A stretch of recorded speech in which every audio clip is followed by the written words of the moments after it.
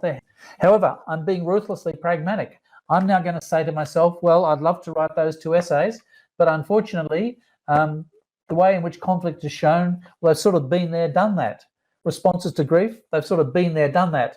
Now, I might bring those things into another essay, but I don't think they're going to be the prompts this year. So what do I think could be on the exam? I think there could be something on humanity. Now, I'm not saying that any of these prompts are going to be the one on the exam this year. No one can say that. But something about humanity and bringing about change, that has to be a possibility. Number 2, both Ransom and the Queen reveal the importance of courageous leadership. Okay, but a bit weak. I don't see that as an exam prompt. Victory does not come without some kind of sacrifice. Do these texts suggest that this is true? That's a very interesting prompt, and that is a possibility. There's been no question yet on sacrifice. So what does it mean? The sacrifice as in sacrificing the body of another human being, but there's also sacrifice in the sense of giving something up.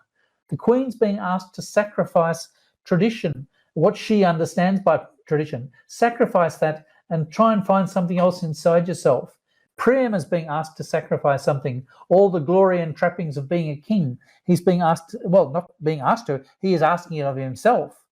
Perhaps I should give these up and humble myself as a human being and come before Achilles. So a very interesting prompt. I would definitely be at least writing an essay plan on that one, even if I don't write a complete essay. And remember, you don't have to write complete essays over the next few weeks. Even if you just mock out an essay plan for each one of these important prompts, you'll at least have the key ideas. So number 1, both texts illustrate the power of humanity to bring about change. Number 3, do these texts suggest that it's true that victory does not come without some kind of sacrifice? Number 4, do I have a choice? The Queen says. I was guided, says Ransom. What do these texts suggest about the limits to power? I don't see that as an exam question. No, I could be shown to be wrong. So I'm skipping over 2 and 4. So at this stage, I'm seeing 1 and 3.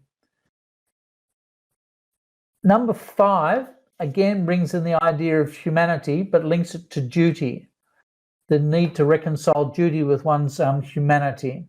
However, there has already been the prompt on duty on the exam from 2020, personal feeling and public duty. So I don't think the keyword duty will come back this year. So I'm just skipping over that for the time being. Now, this is the one that I'm focusing on today. Now, I'm not necessarily 100% happy with the way I've worded that prompt, and I've had another think about it, and I might think of another way I explained to you today that I might change it slightly. That woman has given her whole life in service to the people, says Tony Blair. It's the office and the name that matters, not the person, from Ransom. What do these texts suggest about the temptations as well as the dangers of royal office? So what do these texts suggest about the temptations as well as the dangers of royal office? And that's the essay that I was going to do a little bit of planning on today. My 3 body paragraphs are these. So I've already written my introduction. I've introduced the 2 texts. I'll try to think of a way of introducing Blair in a sort of exciting way into my first couple of lines. I'll bring in the office and the name later on, perhaps in body paragraph number 1. But what are my 3 topics going to be? What, folks, do you think is one of the temptations of royal office?